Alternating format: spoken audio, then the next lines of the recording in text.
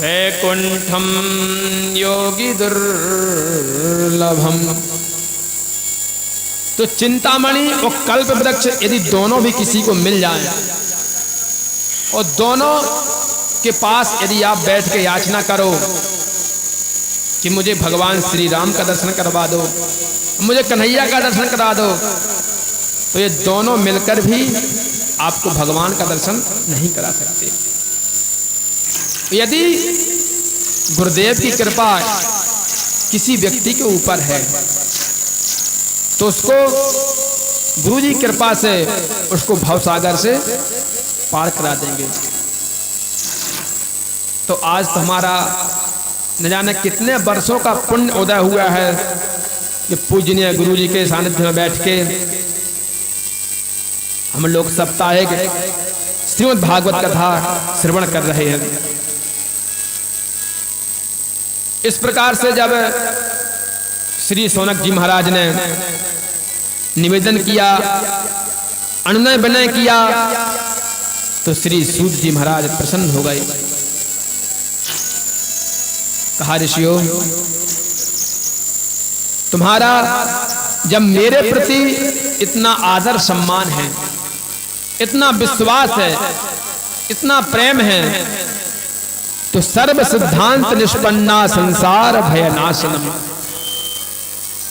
अब मैं तुम्हें समस्त शास्त्रों का सार सुनाने जा रहा हूं, बड़े ध्यान से सुनो। देखिए, कोई भी वस्तु, कोई व्यक्ति कोई विशेष वस्तु देगा तो कहता है भैया इस वस्तु को संभाल के रखना, क्योंकि यह वस्तु बहुत बहुमूल्य है। तो सूत जी महाराज भी कह रहे हैं कि सर्व सिद्धांत निष्पन्ना संसार भयनाशनम। समस्त शास्त्रों को, जो समस्त शास्त्रों का सार है, मैं तुम्हें वह सुनाने जा रहा हूं, बड़े प्रेम से सुनो। क्योंकि प्रिय सज्जनों, इस संसार में सबसे बड़ा भय क्या है? बोले मृत्यु का। बोले हम मर ना जाएं। मरने का भय हर व्यक्ति के अंदर है। काल व्याल मुखाग्रासा त्रास निर्णास हे तबे श्रीमद्भागवतम शास्त्रम कलौ कीरेण भासुतम। तो इस संसार में सबसे ज्यादा भय है तो मरने का है। हर व्यक्ति चाहता है कि मैं मर ना जाऊं। मरने का भय हर व्यक्ति के अंदर है, क्योंकि जो काल रूपी अजगर है वह अपना मुख खोल के बैठा हुआ है और हम काल रूपी, समय रूपी अजगर के ग्रास बने बैठे हुए हैं। कभी भी ये अजगर काल रूपी समय अपना मुख बंद कर लेगा तो हमारी मृत्यु हो जाएगी। जिस प्रकार से आपने देखा होगा बरसात के समय में सर्प घूमते रहते हैं। सर्प जब मेढक को देखता तो प्रसन्न हो जाता है कि चलो भोजन मिल गया, और सर्प मेढक को अपने मुख में धर लेता है।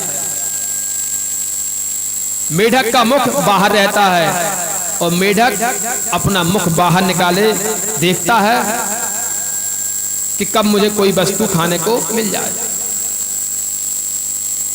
बल्कि वह अभागा मेढक भूल जाता है कि मैं स्वयं सर्प के मुख का ग्रास बना बैठूं। सर्प कभी भी अपना मुख बंद कर लेगा और मेरी मृत्यु हो जाएगी। उसी प्रकार हम लोग भी काल रूपी, समय रूपी अजगर के मुख के ग्रास बने बैठे हैं। ये अपना कभी भी मुख बंद कर लेगा और हमारी मृत्यु हो जाएगी। कलौ कीरेण भासितम, कीरेण सुकेन भासितम। श्री सुखदेव महामुनि ने संसार के कंसित प्राणियों के कल्याण हेतु श्रीमद् भागवत की रचना करी। श्रीमद् भागवत की रचना करी। जब राजा परीक्षित को 7 दिन मरने का श्राप लगा था, तो यही श्रीमद् भागवत महामुनि श्री सुखदेव जी ने परीक्षित जी को श्रवण कराई। राजा परीक्षित को जब 7 दिन मरने का श्राप लगा, गंगा के किनारे सुखताल में बैठे हुए थे। किसी से कोई वार्तालाप नहीं कर रहे थे। महामुनि श्री सुखदेव जी का आगमन हुआ। सुखदेव जी महाराज जब भागवत कथा श्रवण कराने लगे कि उसी समय देवता लोग आए अमृत का कलश लेके। देवताओं लोगों ने सुखदेव जी के चरणों में निवेदन, हमने सुना है राजा परीक्षित को 7 दिन में मरने का श्राप लगा है, तो हम यह अमृत लेकर आए हैं। आप यह अमृत राजा परीक्षित को पिला दीजिए तो वह अमर हो जाएंगे। तो सुखदेव जी ने कहा कि मैंने कब मना किया है? परीक्षित जी महाराज बैठे हुए हैं, आप अमृत पिला दीजिए। देवता लोग बोले हम अमृत तो पिला देंगे, लेकिन अमृत के बदले हमको भागवतामृत पान कराना। आपको अदला बदली कर लीजिए। सुखदेव जी महाराज बड़ी जोर से हंस पड़े। सुखदेव जी महाराज बोले कि मैं पहले ही जानता था कि तुम देवता ठगिया हो, क्योंकि प्रिय सज्जनों, जो स्वर्ग का अमृत है वह बहुत तुच्छ वस्तु है। किसी व्यक्ति को यदि अमृत पान करने को मिल भी जाए तो वह अमृत पान करके स्वर्ग में रहता है, लेकिन जैसे जैसे उसके पुण्य नष्ट होते रहते हैं और उसको मृत्यु लोक में फेंक दिया जाता है। क्षीणे पुण्य मृत्यु लोकम विसंति, उसको मृत्यु लोक में फेंक दिया जाता है। लेकिन मेरा जो भागवतामृत है ये दिव्य वस्तु है। अरे जो व्यक्ति एक बार भागवतामृत का सच्चे मन से, सच्चे योग से पान कर लेगा, वह सीधे वैकुंठ चला जाता है। वो भगवान के चरणों में लीन हो जाता है। फिर उसका आवागमन का जो चक्कर है वो हमेशा के लिए समाप्त हो जाता है। क्योंकि क्व सुधा क्व कथा लोके क्व काचः क्व मणिर् महान् ब्रह्मरातो विचार्यैवं तदा देवांजः सह। सुखदेव जी महाराज कहते हैं देवताओं से, देवता लोग, जो तुम्हारा अमृत है वह कांच के टुकड़े के समान है, जो मेरा भागवतामृत है वह मणि के समान है। आप कांच के टुकड़े को किसी ज्वेलरी में लेके जाओ, किसी सेठ जी के पास लेके जाओ, उनसे कहो भैया ये आप कांच का टुकड़ा धर लीजिए और मुझे मणि दे दीजिए, तो क्या वो आपको दे सकते हैं? मना कर देंगे। उसी प्रकार सुखदेव जी महाराज कहते हैं कि जो आपका अमृत है वह कांच के टुकड़े के समान है, जो मेरा भागवतामृत है वह मणि के समान है, इसलिए मैं नहीं दे सकता। अब देखिए, जिस भागवत कथा को हम लोग श्रवण कर रहे हैं, अमृत जब समुद्र मंथन हुआ था तो उसमें 14 रत्न निकले थे, तो उसमें सबसे बहुमूल्य रत्न था तो अमृत था। क्योंकि अमृत के लिए ही देवासुर संग्राम हुआ था। देवता लोग आपस में लड़ बैठे थे, किसके लिए? बोले अमृत के लिए। तो अमृत कितना बहुमूल्य वस्तु होगा। और महामुनि श्री सुखदेव जी ने वही अमृत भागवतामृत के सामने तुच्छ बता दिया, बहुत छोटा बता दिया। तो हम लोग देवताओं से सही भाई, हम लोग तो देवताओं से 100 गुना अच्छे हैं, जो हम भगवान की कथामृत का पान कर रहे हैं।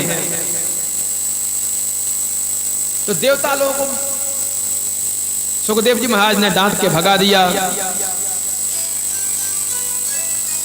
सुखदेव जी महाराज बड़े चिंतित हुए।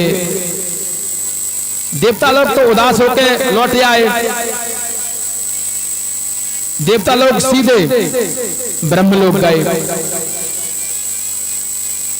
ब्रह्मा जी के पास जाके निवेदन किया, बोले पितामह, आखिर हम जानना चाहते हैं कि भागवतामृत की ऐसी क्या विशेषता है जो सुखदेव जी महाराज ने हमको नहीं पिलाई, जो कि हम स्वर्ग में रहते हैं और नित्य अमृत का पान करते हैं, फिर भी हमको भागवतामृत नहीं पिलाई। और जो संसार के तुच्छ प्राणी हैं उनको भागवतामृत सुखदेव जी महाराज पिला रहे हैं। तो आखिर हम जानना चाहते हैं भागवतामृत की ऐसी क्या विशेषता है। ब्रह्मा जी बोले कि आप लोग देखो कि 7 दिन के बाद राजा परीक्षित का क्या हाल होता है। देवता बोले ठीक है।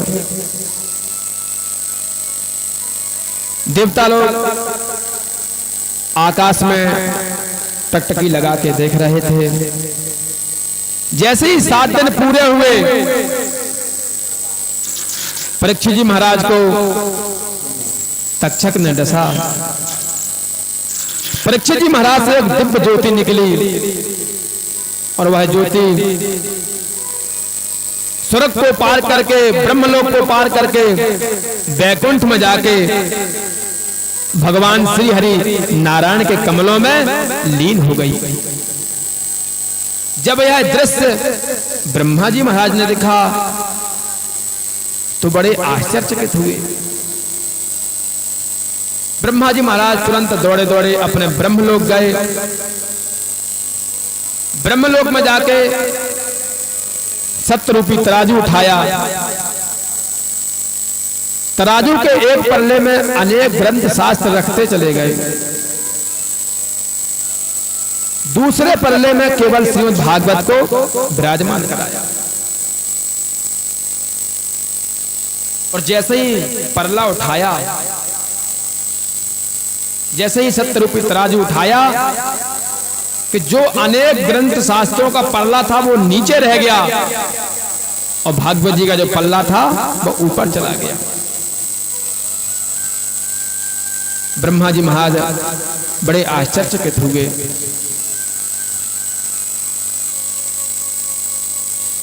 ब्रह्मा जी महाराज मन ही मन सोचने लगे कि आखिर ये भागवत है क्या। तब तो समस्त ऋषियों ने, ब्रह्मा जी महाराज ने घोषणा कर दी कि भागवत कोई पोथी नहीं है, कोई पत्रिका नहीं है, ये साक्षात भगवान श्री कृष्ण का वांग्मय विग्रह है।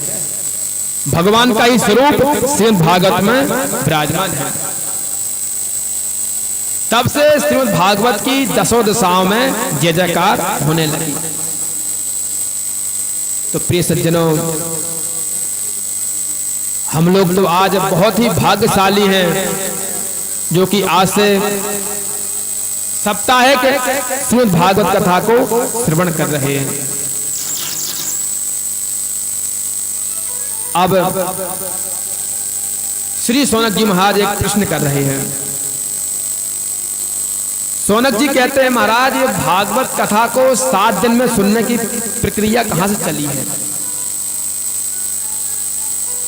हमने सुना है कि श्रीमद् भागवत की कथा सनकादिकों ने